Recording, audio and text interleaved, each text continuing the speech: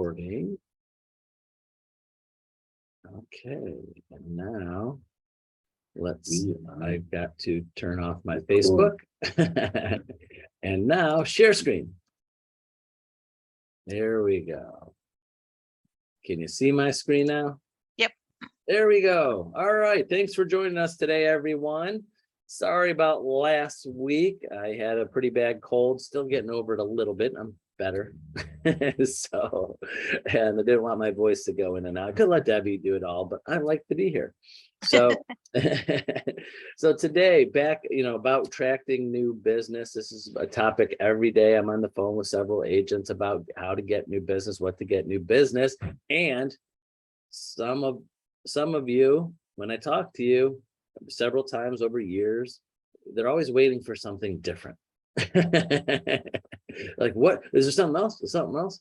No, it's pretty laid out for you, but we're going to remind you and go over these ideas today. So we'll just jump right into it. So one idea, go ahead, Debbie. I'll start you with the first slide. I'll do the second slide. We'll switch off. Okay. All right. So one of the best ideas that you can have, and I do talk to others about this too when we do one-on-ones, is joining groups. So be social. You can be social online, you can be social in person.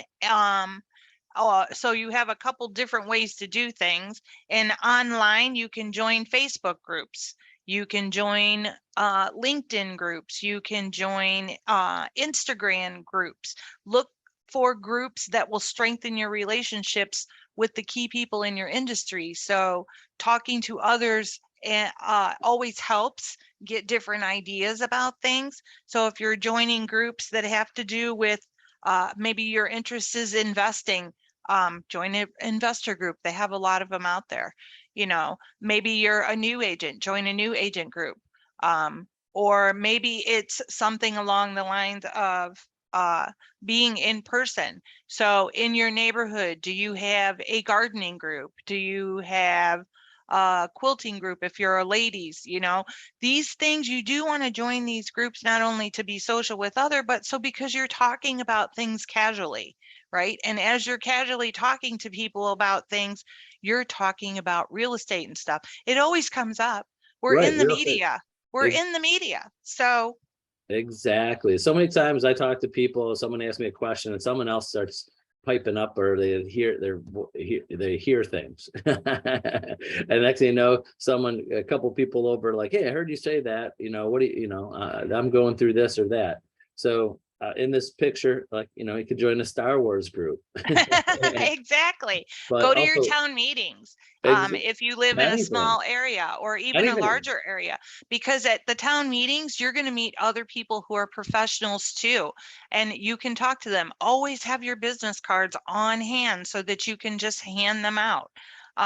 If that's the only thing you do, they have it in their hand, right? And yes, and any type of city or community meeting or event that has anything to do with property values or things that are happening in the community, buildings, taxes, the people that go to these things or part of these groups are interested in about their properties. So it's a good way that can connect with people. And then the last bullet point there says be subtle.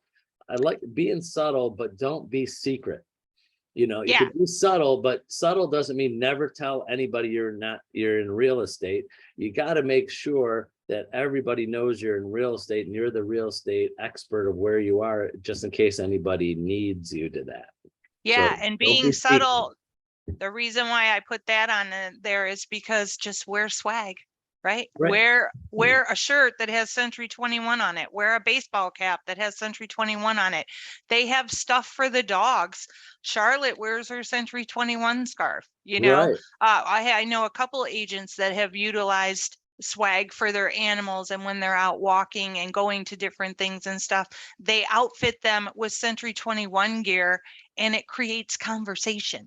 I did have a video a couple of weeks ago, and I was trying to explain to everybody. It says anybody that is in real estate that wears more sporting things like Browns hats, Guardians hats, have stickers on their car representing a team or a school, and you don't have representing your team, your real estate team of something that can make you money, I don't understand why. The only thing I could think of that happens to come is, I'm embarrassed. Why are you embarrassed to put a magnet on your car that you're a realtor? Ask me, stop me, beep, honk.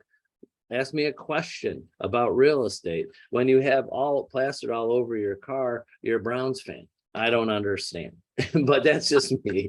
I Next, totally agree with that. I totally agree with that. Even a sticker in your window on your car something, tells right. everybody, oh, Century 21 Homestar, they must be a real estate agent, right? Exactly. Or I have agents, not too many, but I wish there was more, that have the magnets on their car. They parked in their driveway all the time. So anybody driving by, their neighbors always know, the constant reminder that you are the realtor in the neighborhood.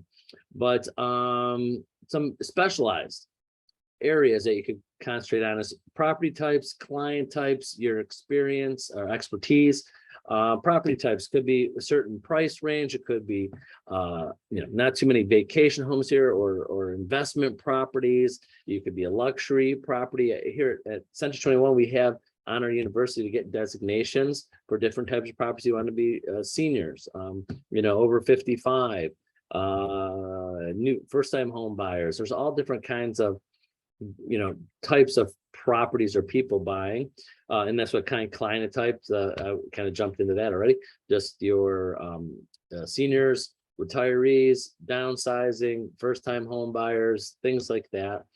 And what's your expertise? What are you good at? What is your history of what kind of homes you are in? Is it a certain area, a certain city, east side, west side? Is it people, years ago, gosh, I'm glad we don't have too many of these anymore, but for a while we had a lot of agents that just became experts in short sales because there were so many short sales. Well, those are going to come back a little bit, in my opinion, no crystal ball, but those are going to come back a little bit because values are going to come down a little bit. That doesn't mean that business is bad for you. I always explain to this, every time I say agents, the property values are coming down, that doesn't mean your business is going down. That just means the people that own those houses are going down a little bit. Right. And some of those people bought top of the market the last couple of years, 3% down, 3.5% down, and the values come down a little bit and they have to sell for whatever reason. There might be a few short sales coming up in the future. Next, I'll let you take this one, Deb. Okay, this is the one thing that we talk about all the time, your sphere of influence. You want to make sure that you're staying on top of mind with your sphere. You can use communication things like social media, call them, emails, and pop-bys. So there is a ton of stuff for our agents in Century 21 along these lines. The Moxie Works, I cannot stress enough that you all have to go in there and check this out. There is so much cool stuff. I see every day, I see something new. But communication as far as emails is simply getting them set up on a campaign, and it doesn't have to be you need to sell your home to me, or are you a buyer, let me find you one. Send them fun things. Give a call to someone, say, hey, I was just thinking about you. I saw this thing on TV and it reminded me about you, and I just wanted to know how you're doing. Just talk to people. I do those calls all day long. And set yourself on a calendar so that you can just do this stuff like an hour out of your day. Yeah, for some reason, a lot of agents sometimes get nervous about what to tell their or communicate people with. I'll give you ideas. We're giving you ideas now to call. Debbie and I will give you more ideas. It could go on and things to say, but it's more about what you're comfortable talking about with these people. Now, the national average, I just went over this with an agent this morning. She's like, well, it's a new agent she's getting her license. Like, how do I get business and where do I go? And what's the percentage? How much do I have to work? The crystal ball, like how much do I have to work and how many? I said, the only thing I know for sure is the average of calls, the calls. If you have 100 calls of people that don't know you that out there and you have conversations with 100 people, you're going to get 3 to 5 transactions out of that. So you have conversations with people, good conversations with people. So if you make enough in a month and you actually get a hold of people, and that increases a little bit as you communicate with them, but your sphere of influence, that percentage is way higher because you don't have to call them as much or as long because they already know you and trust you. Calling people, these internet leads or people buying leads of people that don't even know who you are just the amount of time. I know there's agents out there that get leads and buy leads and online leads, and even our office leads. I always tell agents we have, rotations for some office leads, but I honestly tell agents, I'm sorry to say this, those are cold leads. You should be spending your time in better environments like your sphere of influence, or join a group of people you. We keep on saying this because it's proven sales Yeah, that this works. It's just what to say and how often to say it. So, yeah, all right, Deb, absolutely true. you could take this one too. So this one is just following up and following through with your techniques. So do things a variety. So you might call them one time, send them an email the next time, send them a text message the next time, provide value. One of the things that I also am going to harp on probably in the next few sessions or forever and a day is that neighborhood news that Moxie works at. That provides value. It's so easy. Once you get your Moxie Engage, or even just your website set up and log into Moxie Engage, this Moxie website has a link at the bottom of it for neighborhood news. Anyone that clicks on that can put their zip code in there, and they will get a market report every single month on their zip code. You don't do anything. It does it all for you. And then it puts that person in your Engage, your CRM, if they're not already there. This is easy. It's a no-brainer. So You the should be Moxie linking Works, your website to every single thing that you do. definitely Moxie Works. You got to check it out. I mean, it's brand new, state of the art technology that Century 21 has just started adopting, and it's the best in class out there. And so check it out. Get with Deb, or at least go on 21 online and start taking some of the training classes to get it up and running too. So subject lines in your email, Mhm. make sure they matter. Catch their attention so that they're not just scrolling through their email and throwing you in a thing. Call somebody out by their name. Hey, Tony, check this out. I thought of you. Are you going to look at that if I send that to you, Tony? Exactly. And you can Right? also Google ideas too. Google's great. Google, good email subject line to make people open your emails. Right. I've done that before. And Yeah. then I like this one, know when to stop. I tell people, don't ever stop until they tell you to stop, and Right. give you a reason for stopping. The reason why, I'm this perfect example. This is what I do. If anybody's calling me, if I have a salesperson for any type of thing, especially in today's technology of text messaging, if anybody's calling me, leaving me messages, that's good for me, because, and if I don't text you back, no, I'm not interested, sorry, I probably will never need your services, then I'm always keeping it in mind. So if you have people that you're calling and you've been calling on for years and you've never talked to them and you've left them voicemails, you send them emails until they say stop and give you a reason why to stop. Then also I've had agents do that. So, oh, I had someone text me, or text me back, please stop, like stop. And then I say, well, clarify, do you want me to stop the text? Do you want me to stop the calls? Do you want me to stop the emails? Or do you want me to stop everything? And some people might say, no, just the text. I just don't like the text. If someone unsubscribes from your email, doesn't mean they don't want the calls. They just don't want any more emails. And if someone says, don't call me anymore, and they didn't unsubscribe from your email, keep the emails going. So don't assume that just because they say stop, they want everything. Just ask them nicely. No, I'm very sorry to interrupt you or the inconvenience, but would you like all communication stop? Have you ever unsubscribed to anything? I do all the time to my emails. Yeah. Do you want just once a week? Do you want once a month? You just want this? You just want that? They used to not have that years ago. They just unsubscribed, done. And then all these companies got smart, like, no, some people just don't like it as much, or they don't want this subject or that subject, that kind of thing. Go ahead, Agreed. Deb, go through the upcoming CE coming up.